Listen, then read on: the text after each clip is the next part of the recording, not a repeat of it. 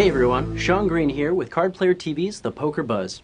Today we've got 2009 Card Player Player of the Year Eric Baldwin in the studio to talk about a $200,000 donation that he made recently that made headlines, as well as what life has been like in the short time since he took down poker's most prestigious title, Card Player Player of the Year.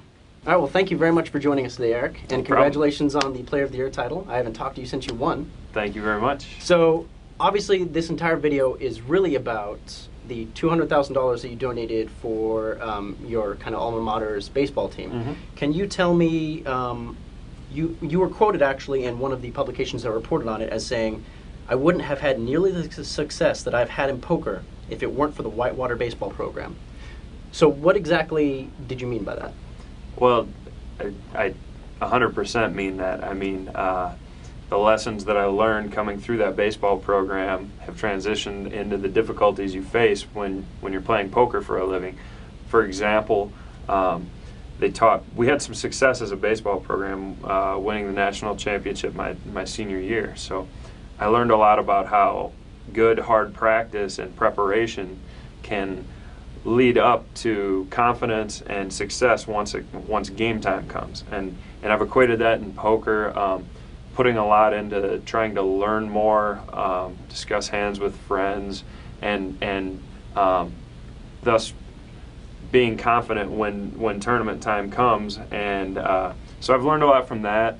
I was also a team captain my senior year, and a separate set of challenges came along with that because there's always small conflicts within a team. So you learn a lot about conflict resolution and how different types of people react to certain situations. And I think that's transitioned really well into poker also, just in learning a lot about how different types of people react to adversity.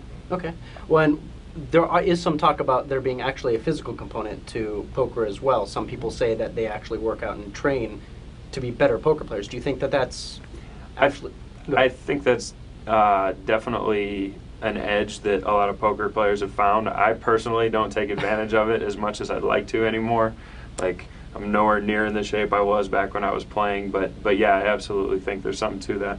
Okay. And aside from actually the baseball program, you majored in psychology, is that correct? Yes. How much do you attribute your poker success to that? More or less than baseball? I don't really use any of the textbook stuff I learned at the poker table, but again, you do a lot of thinking, and you do a lot of thinking about different types of people and why they act the way they do. So I guess it sparked an interest that it got me interested in that, and then I got better at that, and that transitioned well into poker also. Okay. Now, $200,000 is a lot of money. How did you even know that the donation was needed? Like, how did the news get to you?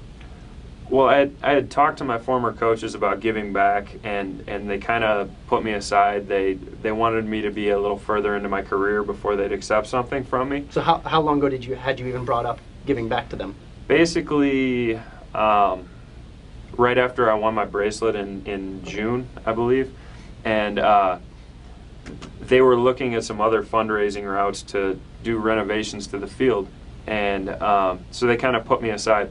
Well, one of their major fundraisers kind of fell through. Somebody backed out, and they really wanted to get lights on the field so that they could host the NCAA regional. That's one of the prerequisites for being a host site. And so they kind of reluctantly came back to me and said, you know, you were willing to do something, you know, we're willing to let you take a gamble. and I don't know, it worked out perfectly. Okay, well, I mean, you had a lot invested in the baseball program, and I know you kind of gave it up in your senior year. Was that when it was? I didn't give it up. I ran out of eligibility my fourth year of college, and I wasn't good enough to play pro ball, unfortunately. And then I had one more year to finish my degree after that. Okay. Well, I assume there's no regrets kind of putting off to the side because you made so much money playing poker. You can't really complain. But no, definitely no complaints. If I had to choose making this much money playing poker or making it playing baseball for a living, I'd probably play baseball, but that wasn't really realistic, so I'm super fortunate that poker's really filled that void. Okay. Well, kind of keeping on the topic with charity and poker, what kind of role do you think charity should play in a professional poker player's life? I really think that's up to the individual. Like, I would not hold it against somebody if they won the exact same amount I did last year and didn't give a dime. If I mean, that's their personal choice. I'm not one to tell other people what to do with their money. That being said, I think it's successful poker players are in a unique situation where they have the ability to, and if there's something they truly believe in and or can help, that's helped them along the way, I'm all for it. Okay. And are you one to participate in like charity poker tournaments or anything of that nature? I've played in several, and I think they're awesome. Like all the there seems to be like a boom in charity tournaments over the last year, and all of the causes that I've seen are great ones. So I'm all about those. Okay. Well, it's only been about a month since you were officially crowned the Player of the Year. I mean, you knew kind of late December after the 5 Diamond or 5-star concluded. But what kind of changes have you seen in your life since then? I mean, what opportunities have you gotten? I guess the biggest one was signing with Ultimate Bet, and or UB is the new rebrand is, and I've been super busy with that. You know, doing media and photo shoots and video stuff, and just kind of getting a feel for being a part of that. And there's also been a lot of media obligations, and I've also been trying to take some time away from poker just because of how much I played the last 6 months. I kind of got the itch to start playing quite a bit again now, but I kind of forced myself to step away from it for a little bit just because I knew how much I really played in the last 6 months. Right.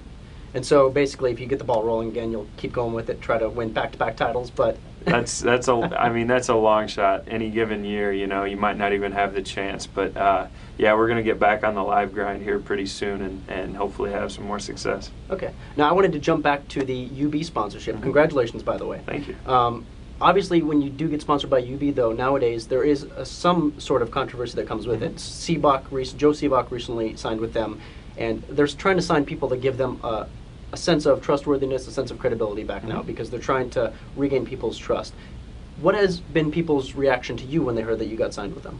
I've had nothing but positive news or positive reaction, honestly. Like all of my close friends that I talk about these things with, they've been nothing but supportive and think it's awesome.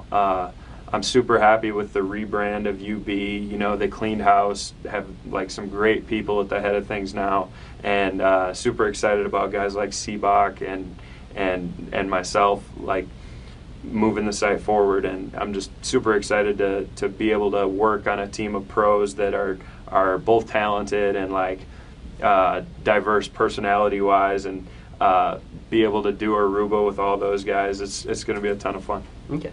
Now, one of the other perks that you get by virtue of being the Card Player Player of the Year is an invite to the NBC Heads Up Championship. I know that I've been following you on Facebook, and you were pretty excited once you realized that you were definitely going to get an invite. That was definitely one of the coolest perks about winning, getting an automatic bid into that when obviously without winning it I never would have been invited because I'm not like a big TV personality or anything, but it's going to be a tremendous opportunity to get some major TV coverage, and hopefully I draw some celebrity that doesn't know how to play poker in the first 2 rounds. Well, then what kind of celebrity do you want? I mean, because some I'm celebrities not going to call anybody play. out because that's setting it up for I'll actually draw them, and then they'll kick my butt. You get Shannon Elizabeth, she's gone deep a few times. That's right, that's right. So no, the people who drew her the first few times, they were happy about it. So I'm not going to make that mistake. I'm just going to practice my heads up, sit and go game, and examine the structure a little bit, and have fun with it mostly. Okay. Well, I really appreciate you coming in for this interview. No Thank problem. you very much. Thank you. And thank you guys for watching the Poker Buzz on Card Player TV.